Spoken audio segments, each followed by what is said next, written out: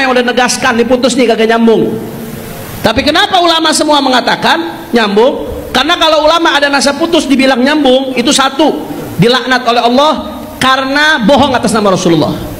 Yang kedua, dilaknat oleh Allah karena menyambungkan nasab bukan kepada bapaknya, itu dilaknat oleh Allah Ta'ala.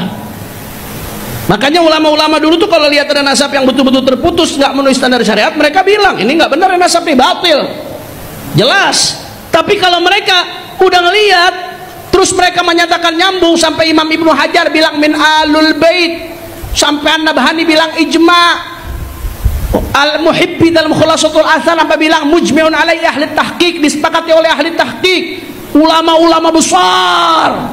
Saya ngumpulin gak kurang dari 140 kitab dari Mbak Alawi. Ini ulama serentak nyatakan nyambung. Berarti bagi mereka, di mata mereka, menurut standar syariat, menurut standar ilmu nasab, udah gak ada masalah.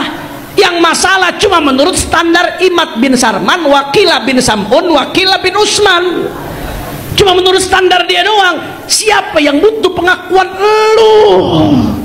Jelas atau tidak? Paham? Makanya saya mau ajak umat udah. Ini bukan soal ilmiah, bukan. Kalau ilmiah nggak ada orang ilmiah ngomong andai kata sedunia ngakuin, saya nggak bakal ngakuin. Nggak ada ilmiah begitu, nggak ada. Ilmiah tuh Imam Syafi'i. Idza shahha madhhabi, idza shahhal hadits fahuwa madhhabi. Kalau ada hadis yang benar saya ngikutin tuh. Itu Imam Syafi'i ilmiah. Ra'yi shawab yahtamilul khata' wa ra'yu ghairi khata' yahtamilus shawab. Imam Syafi'i ini ulama besar bilang apa? Pendapat saya benar tapi bisa aja salah. Pendapat orang lain salah tapi bisa aja benar. Dalam masalah yang beliau berbeda ya, karena beliau harus ngikutin yang benar menurut beliau. Itu baru ilmiah. Tapi kalau udah semua sedunia ngakuin, gua kagak bakal ngakuin. Ulama sedunia disalahin, ulama sebanyak-banyak disalahin. Itu bukan soal ilmiah, itu soal kebencian. Betul apa kagak? Itu soal hasud. Betul apa kagak? Itu soal yang namanya saudara pecah belah umat. Sadar atau tidak sadar, merasa atau tidak merasa, ini jadikan agenda untuk mecah belah umat. Lu bayangin, Gaza lagi dibombardir, diribut nasab, saudara. Gaza lagi dibombardir, diribut nasab, sabenari keliling ceramah urusan begituan. Korupsi di mana-mana, judi online di mana-mana, mabok orang di mana-mana, narkoba merajalela, saudara. Kezaliman di mana-mana, yang diributin ta'an, maksiat, saudara.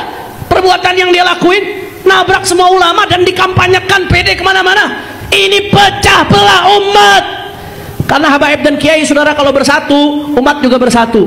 Kalau udah umat bersatu, nggak bakal berani itu yang namanya zalim terang-terangan, nggak bakal berani yang namanya kemaksiatan terang-terangan, nggak bakal berani yang namanya kemunkaran terang-terangan. Makanya diadu domba, dipecah belah, dibentur-benturkan. Supaya apa? Supaya habaib kiainya sibuk ribut, jangan ngurusin kezaliman, jangan ngurusin kemunkaran, jangan ngurusin kemaksiatan. Makanya di mana tempat kami suruhkan, sebagaimana imam besar menyerukan, saudara, di mana tempat jaga persatuan, lawan pemecah belah umat. Jangan diam, saudara. Kalau ada yang mau ngacak-ngacak kita dengan politik adu domba, kita lawan dengan politik silaturahmi. Setuju? Setuju? Kalau ada yang mau ngacak-ngacak kita dengan politik pecah belah, kita lawan dengan politik persatuan. Setuju? Kalau ada yang mau ngacak-ngacak kita dengan politik belah bambu, kita lawan dengan politik sambung bambu. Setuju? Siap bersatu. Kalau ada yang mau mecah belah habaib kiai, diamkan atau lawan? Ada yang mau mecah belah ulama, diamkan atau lawan? Kalau ada yang mau mecah belah umat Islam, diamkan atau lawan? Kalau ada yang mau ngacak-ngacak persatuan umat, diamkan atau lawan? Siap lawan daripada pemecah belah umat, siap lawan para pegangan nasab, siap jaga persatuan, siap jaga kesatuan. Takbir, takbir. Dan yang penting kita perhatikan, saudara, ini kebencian-kebencian yang diujarkan di media sosial dan entah kenapa dibiarkan begitu saja, saudara. Ini rata-rata ujaran-ujaran kebencian rasis, saudara, yang dibawa-bawa caci maki urusan Arab lah, caci maki urusan Yaman lah. Padahal para habaib ini sudah turun-temurun, sudah lahir dari rahim-rahim perempuan Indonesia, dan dulu udah ada namanya Sumpah Pemuda Arab. Kita udah merdeka bersama-sama, udah menyatakan sebagai satu bangsa, satu Indonesia, bineka tunggal. Apapun sukunya, bangsanya Indo. Apapun bahasanya, bangsanya Indo. Dari manapun asal usulnya, bangsanya Indo. Ujaran-ujaran kebencian rasis, saudara, jangankan di Indonesia yang bineka tunggal ika, Jangankan di Indonesia yang menjunjung tinggi persatuan rakyat Indonesia, saudara, di barat saja, di barat, negara-negara yang bebas, itu yang namanya rasis dibenci, dianggap kuno, dijauhkan, dihujat, bahkan dilarang secara undang-undang.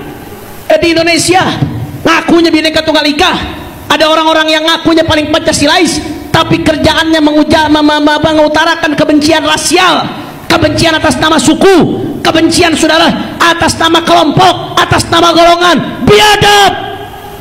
Makanya saya mau tanya sekali lagi, jawab semuanya. Kalau ada umat Islam, saudara, yang mau ngacak-ngacak Indonesia, diamkan atau lawan? Kalau ada yang mau merusak kebinekaan kita, diamkan atau lawan? Kalau ada, saudara, yang memberikan ujaran kebencian rasial, apapun sukunya, diamkan atau lawan?